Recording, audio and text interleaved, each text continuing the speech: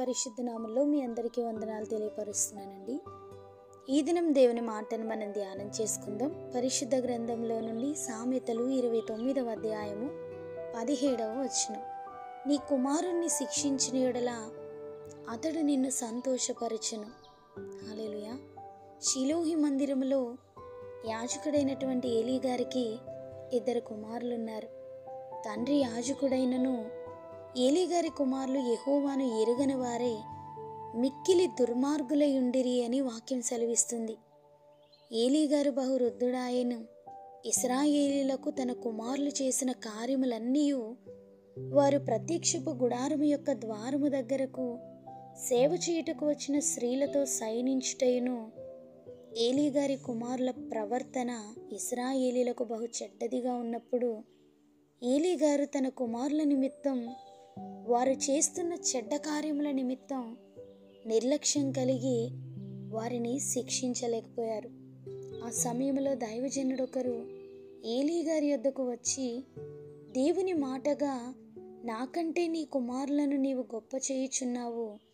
నీ ఇంట వారును నీ పితరుని ఇంట వారును నా సన్నిధిని యాజకత్వము జరిగించుదురని యెహోవా ఆజ్ఞ ఇచ్చియున్నను. ఇప్పుడు అది నా మనస్సునకు కేవలము ప్రతికూలమాయనని, నీ ఇంట ముసలివాడు ఒకడునూ లేకపోవును. నీ సంతానపు వారందరూ వయకాలమందు మరణమవుదురు. నీ 2 కుమారులైన హోఫ్నీకి ఫినెహాసునకు ఒక్కనాటి అందే వారిద్దరూ మరణమవుదురు అని దైవజనుని ద్వారా దేవుడు ఏలీ గారికి జరగబో విషయాలన్నిటినీ తెలియపరుస్తారు.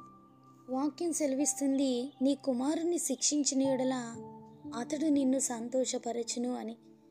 కుమారుల యొక్క ఇష్టానుసారంగా వారి ఆలోచనకు తగినట్లుగా తల్లిదండ్రులు విడిచిపెట్టినట్లయితే వారితో పాటు మన మీద ఉన్నటువంటి దేవుని యొక్క ప్రణాళిక, మన కుటుంబాలపైన ఉన్నటువంటి దేవుని యొక్క ఉద్దేశాలు సమస్తము కూడా దేవుడు మార్చివేస్తారు.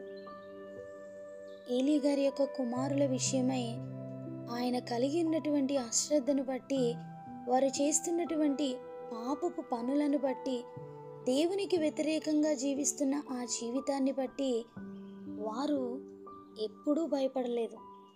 తండ్రి మాటలను తృణీకరించి తన తండ్రి యొక్క యాజకత్వపు విలువను కూడా వారు తెలుసుకొనక లోకములో ఒక చెడ్డ సాక్ష్యాన్ని సంపాదించుకొని జీవించి యవన కాలంలోనే వారు మృతి చెందారు. వారు మృతి వార్తను విన్నటువంటి ఏలీ గారు కూడా మరణించారు.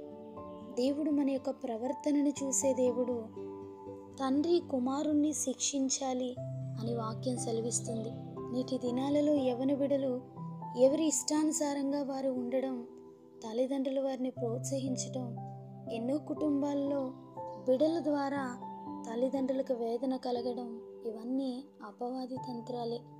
దేవుని మాటను అంగీకరించి ఆయన కుటుంబ విషయమై, పిల్లల విషయమై మనకు చెప్పినటువంటి ప్రతి మాటని కూడా మనము హృదయంలోనికి తీసుకొని ఆ రీతిగా తల్లిదండ్రులుగా ప్రవర్తించగలిగితే, నాడు ఏలీ జీవితం ద్వారా దేవుడు మనతో మాట్లాడుతున్న ఈ మాటల్ని బట్టి వాక్యపు వెలుగులో పిల్లల్ని పెంచడానికి, వాక్యానికి తగినటువంటి ప్రవర్తన కొరకు వారిని ప్రోత్సహించడానికి మనందరము కూడా పిల్లల హృదయాలను దేవుని వైపుకు త్రిప్పగలిగితే, ప్రతి విషయంలోనూ ప్రభు సహాయం, ఆయన యొక్క సన్నిధి, ఆయన యొక్క నడిపింపును మనము కోరుకోవాలి అని బాల్యం నుండే వారికి నేర్పించగలిగితే దేవుని ఆత్మ వారిని బలపరిచి నడిపిస్తుందండి.